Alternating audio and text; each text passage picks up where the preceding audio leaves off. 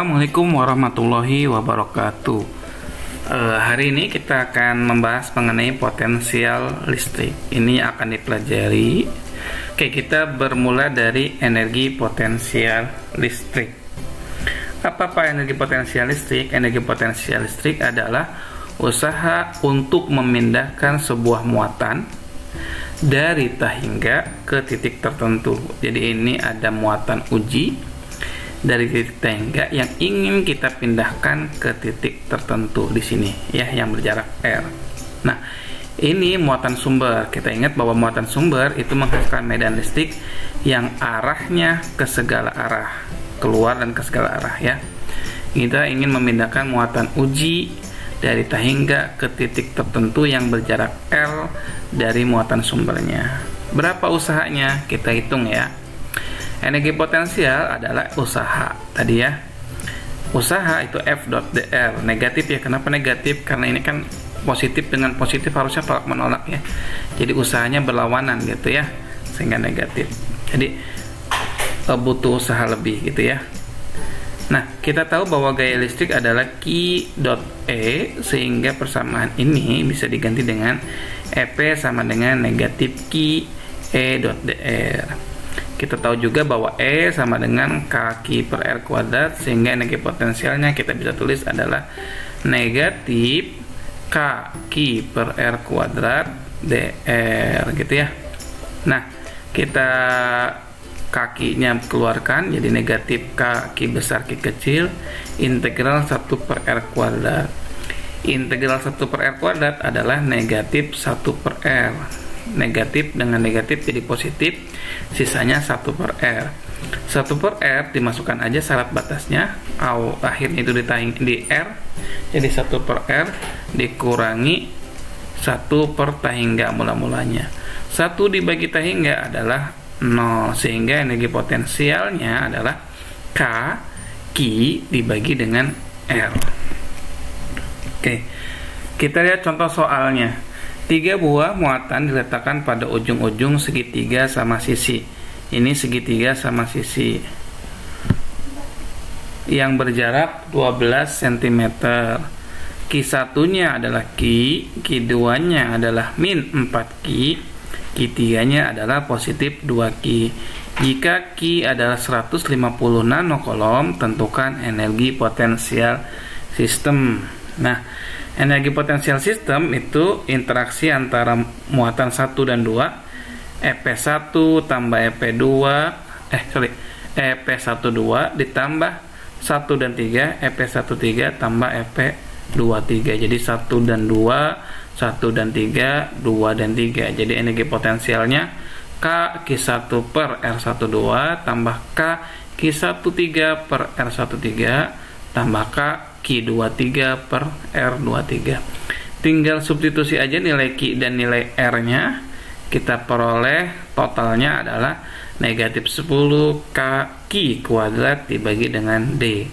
Tinggal substitusi aja nilai K, Q dan D nya. Kita peroleh energi potensialnya sistem adalah negatif 16 kali 875 milijoule. Mili itu 10 pangkat negatif 3. Silakan dibuktikan ya.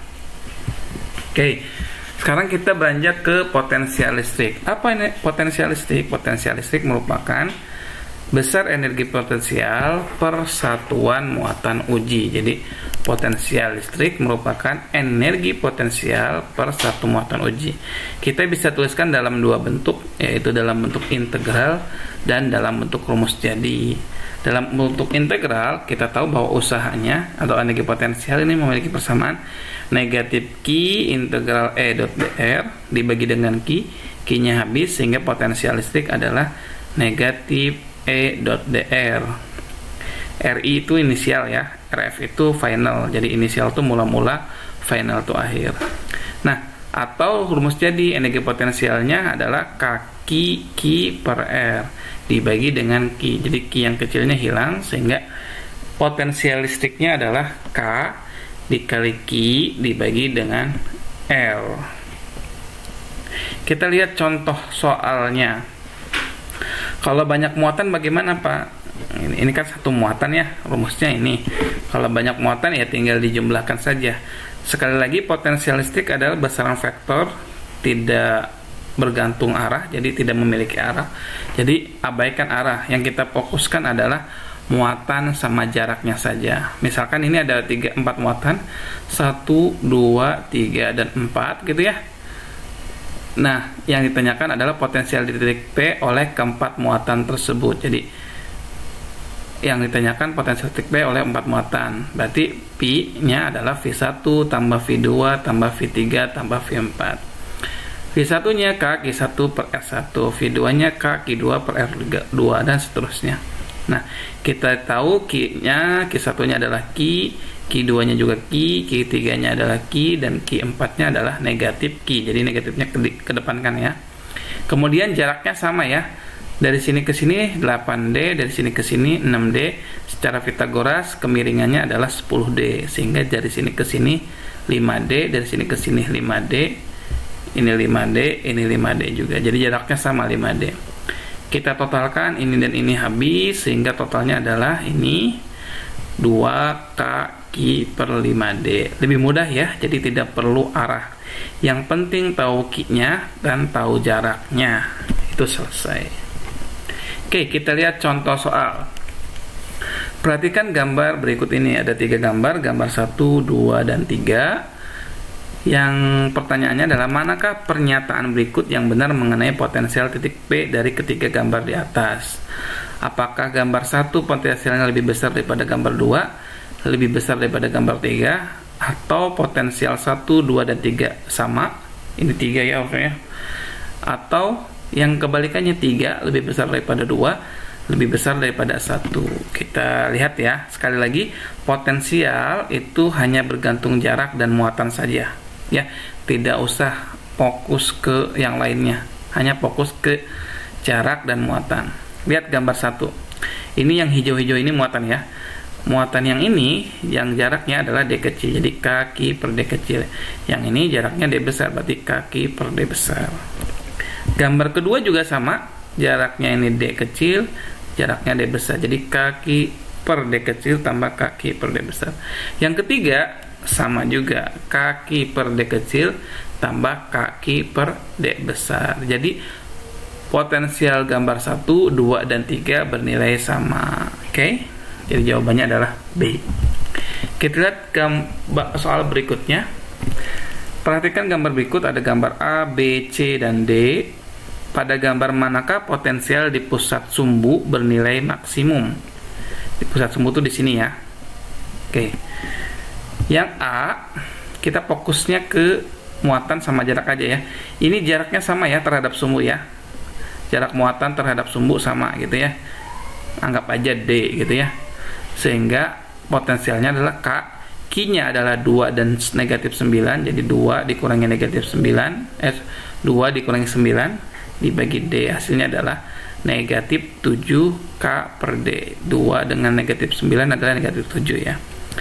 Untuk yang B, negatif 2 dan negatif 3 adalah negatif 5. Yang C, negatif 2, negatif 4, negatif 1, negatif 7. Yang D adalah negatif 7 juga. Jadi yang paling maksimum adalah gambar yang B ya. Mudah-mudahan bisa dipahami ya. Oke. Ada latihan, silakan dicoba. Ini ada bujur sangkar persegi gitu ya, sisinya 30 cm, kemudian ada 2 muatan bertetangga plus 2 mikrokolom dan negatif 2 mikrokolom. Tentukan potensial listrik di pusat bujur sangkar ya, silakan. Jadi ini bujur sangkar gitu ya, kalau digambarkan persegi gitu ya, plus 2 negatif 2 plus 2 negatif 2. Berapa potensial di titik tengahnya? Silakan. Yang B, nomor 2, ada 4 muatan, Q1 min 2, Q2 1, Q3 negatif 1, Q4 1 mikrokolom semuanya pada diletakkan pada sudut-sudut bujur sangkar, sama kayak tadi ya, bujur sangkar yang sisinya 0,2. Yang ditanyakan adalah tentukan potensial di tengah bujur sangkar, sama ya, di tengah-tengah bujur sangkar ya. Nah, nilai sebagai bantuan nilai K itu 1/4 pi epsilon 0. Jadi nanti nilai K-nya diganti dengan 1/4 pi epsilon 0. Silahkan dicoba ya. Dan terakhir, ini soal on MIPA tahun 2018, Olimpiade Matematika dan Ilmu Pengetahuan Alam ya. Ini ada gambar, ada dua muatan negatif Q, kemudian ada titik A, ini titik X. Tentukan muatan di A agar potensial di titik X itu sama dengan 0 ya. Jadi potensial di X ini dihasilkan oleh muatan 1 yang ini negatif, oleh muatan yang A berapa kita nggak tahu gitu ya, yang kita cari, kemudian oleh muatan yang negatif juga. Yang ini jaraknya adalah R ya, yang ini juga R. Kalau yang A Pythagoras saja ya, jaraknya R akar 2 ya. Nanti potensial di X sama dengan Pi1 V2 tambah V3. Nanti kita dapat tuh muatan di A nya 0. Oke. Selamat mengerjakan, silakan dikerjakan dan tulis jawabannya di kolom komentar. Terima kasih. Kurang lebihnya mohon maaf. Assalamualaikum warahmatullahi wabarakatuh.